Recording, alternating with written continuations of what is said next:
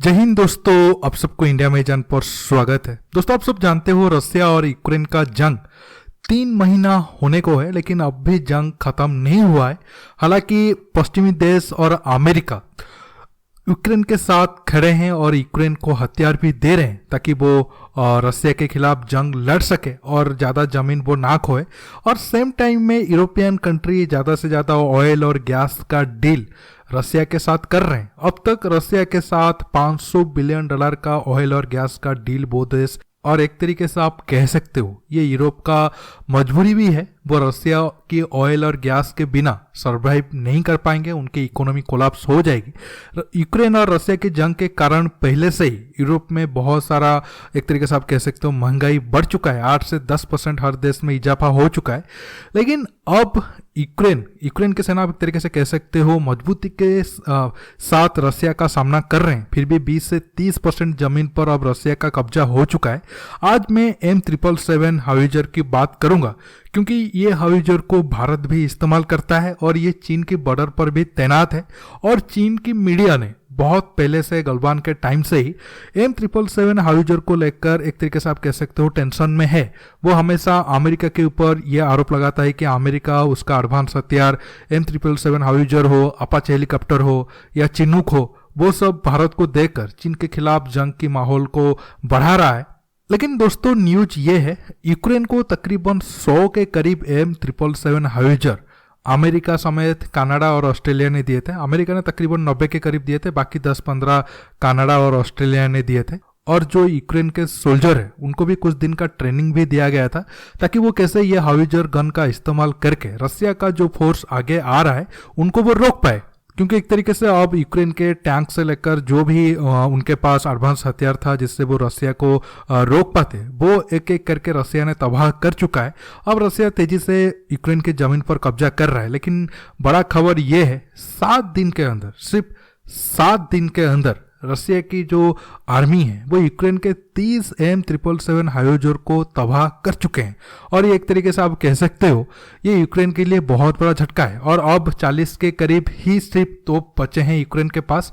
बाकी 20-30 एक तरीके से आप कह सकते हो जंग में ज़्यादा इस्तेमाल होने के कारण वो अब मेंटेनेंस फेज में है। क्योंकि अब जंग के टाइम में यूक्रेन को एक ही तोप से बहुत ज़्यादा गोला बारूद एक तरीके से आप कह सकते हो फायर करना पड़ रहा है। और इसी वजह से वो जो तोप है उनके परफॉर्मेंस पर असर पड़ रहा है और 20-30 मेंटेनेंस फेजेस में चले गए हैं। हालांकि कुछ टाइम बाद या फिर कुछ दिन के बाद वो जंग के लिए रेडी हो जाएंगे। लेकिन यूक्रेन जिस हिसाब से ये जो हाइजर गन है उसे खो रहा है और ज़्यादा से ज़्यादा और 13-14 दिन के अंदर ये सारे गन ही यूक्रेन के पास खत्म हो जाएगा, रसिया उन्हें तबाह कर देगा।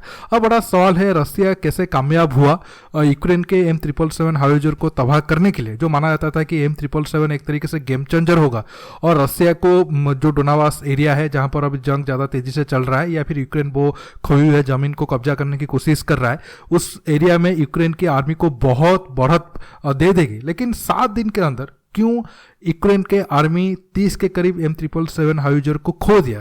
देखिए, इसके पीछे बहुत सारे वजह है। इसके साथ आपके मन में और एक और सवाल होगा, भारत भी 100 के ऊपर M777 हाइजर को अरुणाचल प्रदेश से लेकर लद्दाख एरिया में, चीन के बॉर्डर के एरिया में तैनात करके रखा है। अगर रसिया आसानी से M777 हाइजर को तबाह कर देता है यूक्रेन का, तो क्या चीन भी उसी टाइप का मतलब कामयाबी उसको भारत के खिलाफ मिलेगा अगर जंग होता है आगे जाकर? देखिए, ये आंसर आप जान पाओगे जब आपको ये पता चलेगा रसिया कैसे यूक्रेन के M777 हाइजर को तबाह कर रहा है। पहले मैं वो आपको बता देता हूँ, फिर आपको आइडिया हो जाएगा क्या चीन सेम गेम प्लान भारत के साथ कर सकता है या नहीं कर सकता है। देखिए, अब जैसे मैंने आपको शुरू में कहा, यूक्रेन के पास तो कोई बहुत ज़्यादा एडवांस आर्मी था नहीं और एक तरीके से यूक्रेन का गलती भी है। ठीक है, यूक्रेन एक तरीके से यूरोप के सबसे गरीबी देश में आता है, जो जितने भी यूरोपियन कंट्री है। लेकिन फिर भी अगर दुनिया के लेवल में, वर्ल्ड लेवल में देखोगे, यूक्रेन इतना भी गरीब नहीं है। यूक्रेन की जीडीपी फिर भी पाकिस्तान से बेहतर है। और जब यूक्रेन को रसिया जैसे बड़े देश से खतरा था और 2014 में क्रीमिया ऑलरेडी यूक्रेन के पास से चला गया था, तब यूक्रेन के पास वक्त था वो अपने आर्मी को मजबूत करे, लेकिन वो किया नहीं, जिसका खामियाजा उसको अभी जंग में उठाना पड़ रहा है। आप एक सोच सकते हो, यूक्रेन के एयरफोर्स में सोवियत जमाने के टाइम का ही प्लेन इस्तेमाल हो रहे थे।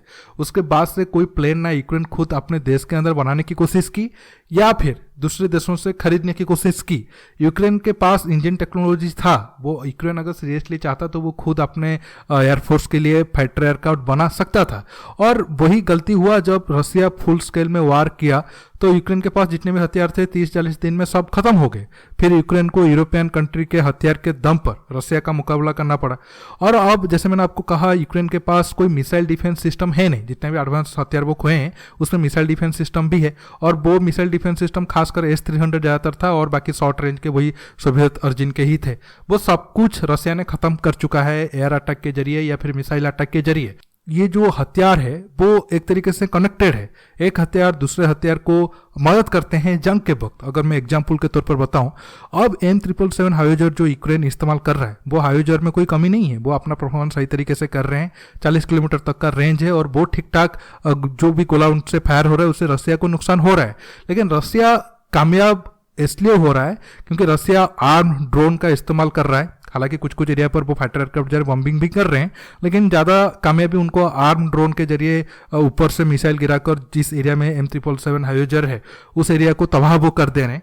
और यूक्रेन इसलिए कुछ नहीं कर पा रहा है क्योंकि यूक्रेन के पास कोई अब मिसाइल डिफेंस सिस्टम है नहीं। अगर यूक्रेन के पास मिसाइल डिफेंस सिस्टम होता, वो M777 हाइजर जिस एरिया में होता उस एरिया में वो कोऑर्डिनेट कर सकते थे, और उस एरिया में कोई भी एरियल अटैक ना हो वो उससे मतलब एक तरीके से आप कह सकते हो सेफ रख सकते थे M777 हाइजर को। लेकिन अब उनके पास कोई भी जैसे मैंने आपको कहा मिसाइल डिफेंस सिस्टम है नहीं, इसलिए रसिया के पास एक खुला मैदान में आप एक तरीके से कह सकते हो M777 हाइजर है, वो जैसे भी चाहे उसे तबाह कर सकते हैं। या मिसाइल दागकर हो, फाइटर एयरक्राफ्ट से बॉम्ब गिरा कर हो, या हेलीकॉप्टर से हो, या फिर आर्म ड्रोन से मिसाइल फायर करके हो। इसी वजह से उन्हें कामयाबी मिला। और अब यूक्रेन क्या कर रहा है कि M777 हाइजर को छुपाने की कोशिश कर रहा है जंग के मैदान में। जैसे कहीं अगर फॉरेस्ट है उस एरिया से छिपाकर फायरिंग कर रहे हैं, लेकिन वो प्लान भी ज़्यादा देर तक कामयाबी उन्हें नहीं मिलेगी। एक बार फायरिंग हुआ तो उनके जो लोकेशन है वो एक तरीके से एक्सपोज हो जाएगा, और ऊपर जो ड्रोन उड़ रहा है वो उस हिसाब से टारगेट करके वो हाइजर को तबाह कर देगा। अब आपके मन में सवाल होगा, क्या चीन ऐसा भारत के साथ कर पाएगा? देखिए, चीन तब भारत के साथ ऐसा कर पाएगा अगर भारत के पास सारे मिसाइल डिफेंस सिस्टम खत्म हो जाते हैं। और आप सब जानते हो भारत यूक्रेन नहीं है, चीन रसिया है नहीं। हाँ ठीक है, चीन की आर्मी पेपर में स्ट्रांग है, लेकिन भारत भी कुछ कम है नहीं। चीन को उसी टाइप का सक्सेस अगर भारत के साथ दोहराना होगा जैसे रसिया यूक्रेन के साथ कर रहा है, तब एक वक्त पर हो सकता है अगर चीन भारत के सारे एयरफोर्स को तबाह कर दे, या फिर भारत के पास जितना मिसाइल डिफेंस सिस्टम है उसे खत्म कर दे। और ऐसा होना बिल्कुल भी पॉसिबल नहीं है। तिब्बत के हाई अल्टीट्यूड के कारण या माउंटेन एरिया के कारण दोनों का बैलेंस बिल्कुल एक तरीके से आप कह सकते हो बराबर है, या भारत के खिलाफ ज़्यादा एडवांटेज में है। नमस्कार, जय हिंद।